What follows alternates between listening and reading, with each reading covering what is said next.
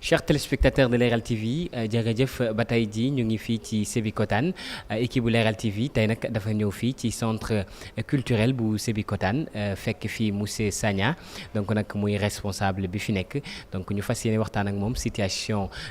Sébikotane en global mais en plus de cela on va parler vraiment donc de la situation donc du centre et aussi donc ci bibliothèque bi nga xamante ne daanaka il est le responsable salaamaaleykum. waaleykum salaam. Abdoulaye Sagna, je travaille au centre socio-culturel de Sébikotane. Comme le directeur n'est pas là et l'adjoint au directeur n'est pas là aussi, je suis obligé de les représenter et d'essayer de répondre à vos questions. Situation bi manque d'infrastructure mooy problème mu Sébikotane. boo gisee centre bi sax heureusement que le maire a été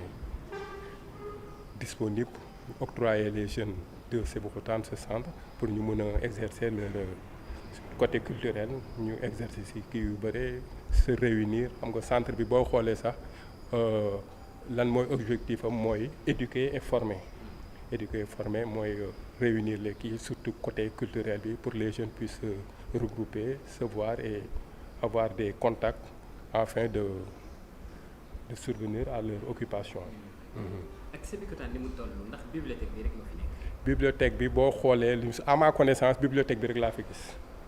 bibliothèque bi rek moo fi nekk ci centre socio-culturel bi waaw te gis boo xool yéen gis ngeen ko manqué na ay livres manqué na ay matériels yoo xam ne peut-être élèves yi moo tax élèves yi peut-être du ñu ñëw sax du ñu dugg ci pour mun a xam dëggam bibliothèque ngi fi parce que il faut que ñu sensibiliser leen. wax ne si Sébikotane am na bibliothèque boo xam ne xam nga accès bi c'est pas très très difficile. waaw. ok ñu seetlu aussi ne donc bibliothèque bi vraiment nañ ko gisee ñu xam ne Sébikotane ak ni mu toll donc mu am benn bibliothèque boo xamante ne daanaka bindin bi du noonu itam donc quels sont vos besoins exactement. bu ñu sañoon comme toutes les communes rek ñu am beneen bibliothèque boo xam ne moo gën a mag bi ba noppi am am matériel bi am livres yi surtout xam nga boo nee bibliothèque nee nga livre moo am ay livres ñoo am ay partenaires wala ay kii yoo xam ne danañu mën a subventionner parce que ñu nag ñoo ngi fi nekk ak Lire en Afrique moo équipe fii te xam nga benn nit rek mënul def lépp quoi bu ñu sañoon ñu am yeneen partenaires yoo xam ne danañ mën a investir ci à Sébikotane pour la jeunesse. ñu gis ne aussi centre bi donc en fait ci mairie bi la jógee daanaka démembrement du mairie bi la donc aussi ñu xam ne aussi donc bibliothèque ak état bi est-ce que maire bi da ciy def yenn yi wala. waaw dëgg moom moo ñu taxaw sax parce que sinon boo dul woon maire bi moom centre bi du exister quoi parce que effort yu bëri moom moo koy def moom moo ñuy yenn saa yi moo ñuy jàppale si yu bëri yoo xam ne yéen waaye en plus que UVS bi gis nga ko moo ngi fi l'ENO de Sébikotane ñoom ñëpp ñoo ngi ci maire bi vraiment maire moo ngi ñuy jàppale waaw parce que boo xoolee ci biir sax bu fekkoon def ngeen visite bi am na benn salle bu ñuy polyvalente bu ñuy tabaxal fële ci biir waaw c'est toujours pour la population quoi ci ginnaaw. bu ñu bëggee xam aussi vos besoins donc ca fekk de bibliothèque bi kese ci centre bi yëpp lan lay doon. bibliothèque bi besoins yi bëri na boo xool manque de subvention. moom la ñu gën a soxla parce que bu ñu amoon suñu budget ñun fii bu ñu amoon suñu budget boo xam ne bu ñu dépendre sax mën naa am ci mairie bi lañ dépendre mais bu ñu amoon budget boo xam ne dana consistant boo xam ne danañ mën a dem sans la mairie moo ñu gënaloon ñu mën a investir créer ay affaires yu bëri ci biir centre bi parce que Sébikotane en a besoin. kooku à ma connaissance je ne sais pas. est-ce que aussi donc da ngeen fii faral di amal ay groupe de travail wala ay formation et cetera. oui ak présentement fii ñu nekk ni ci bibliothèque bi sax vous voyez que bu ngeen di dugg ci gis ngeen affiche yi mooy multimédia audiovisuel bi mooy bu ngeen seen ci bunt bi fii ça se passe ici ak yeneen am na ay formation yu fi nekk ay séminaire ay réunion ay manifestation culturelle yu bëri daf fiy nekk parce que boo xoolee à Sébi centre bi rek la moo fi nekk foo xam ne booy mën nañu ñëw di exprimer wala ñuy def seen yenn divertissement yi y a un terrain de basket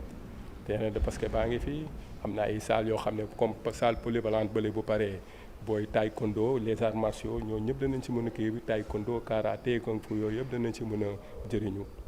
kon ñu mën a jàng ne Sébikotane dafa nekk benn dëkk boo xamante ne aspect culture bi maanaam day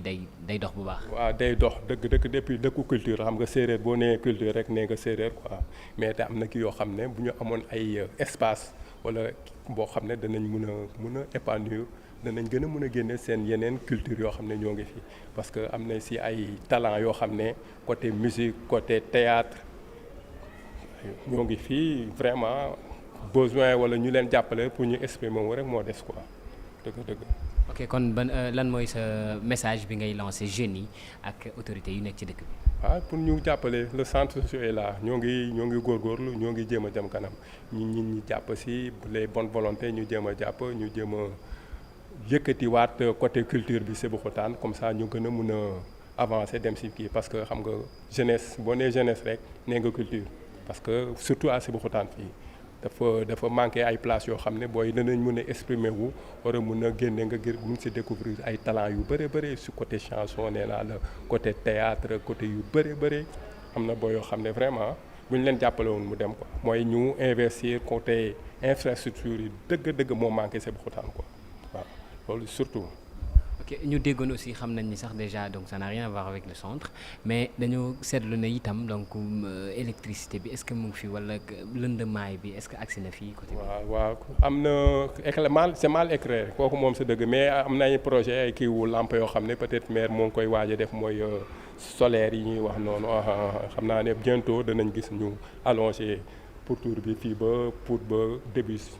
entrée bi yëpp danañ gis ne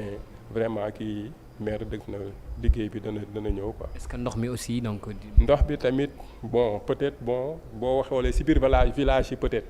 ndox maa ngi dem parce que ñoo ngi dugg di def ay branchements sociaux yi ñoo ngi def parce que demande yi ñi ngi koy def branchements sociaux yeeg courant bi moom moo ngi dem mais loo gis rek xam nga ndox toujours ak courant dafay doon loo xam ne du doy parce que yow boo ko amee rek xalaatal am na ñeneen ñoo xam ne au fin fond ci biir dëkk bi tam dañ koy soxla. mais le courant et l'eau c'est stable macha allah. jërëjëf di leen gërëm yéen waa Leral TV yéen ñu fekk ci fii ñëw xool di nemmeeku di gërëm seen directeur ak personnel bu déplacé wu ñëw fii di leen remercier te j'espère que ce ne sera pas la dernière fois da ngeen fi ñëw fekk fi directeur bi mu gën leen jox ay informations yu gën a précises quoi.